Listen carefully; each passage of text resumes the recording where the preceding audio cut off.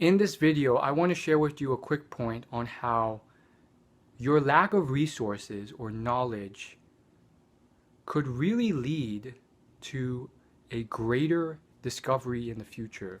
What do I mean by that? So, for example, Jim Carrey, when he was first getting started in the acting world, now Jim Carrey is exceptionally successful, and apparently he's worth 150 million.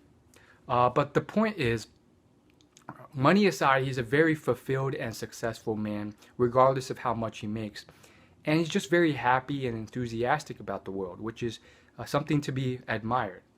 And when he was first starting out, because of movie budgets, there was a lot of things that he envisioned that would be the funniest thing to do in a scene that were vetoed because it cost too much money to do. They couldn't do certain things because they didn't have the budget to buy the props and so forth.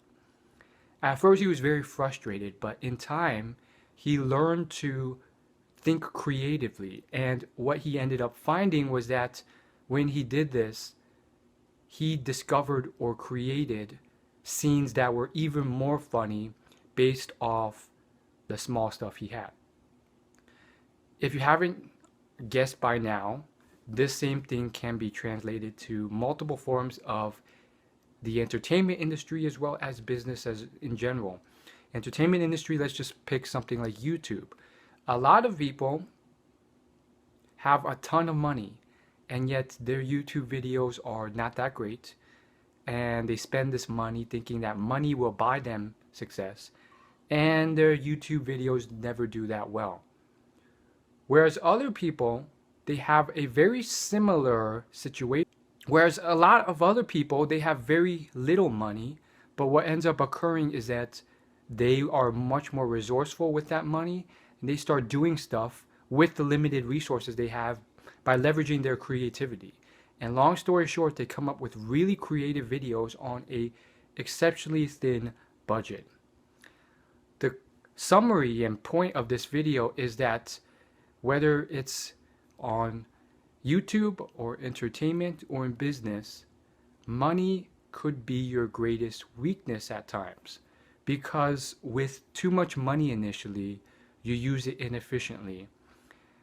You know, I've read a lot of books like The Power of Broke, where sometimes they bring on people who either inherited a lot of money or they had that option but chose not to. And one of the things that I found was that with these types of people, as well as people who get millions of dollars in funding from startup investors, they end up wasting all of that money and getting nowhere with their business. And one of the reasons is because since they have so much, they're not very, very careful with it, and they become very inefficient with it. Even if you're really efficient with it, or you think you are, compare that to the guy who is bootstrapping and he counts every single dollar and he does everything he can creatively to make sure every single dollar of his time and money is made to be as efficient as possible. That guy will just destroy you. And I think that's one of the things that most people miss out on. And ultimately what it leads to is, you know, creative and hustling efficient people who use a fraction of that money much better and create incredible things. So again, this happens all the time in the startup world as well as in entertainment. So long story short, wherever you are, look to see what you can already do with the money you have rather than just wish for more money.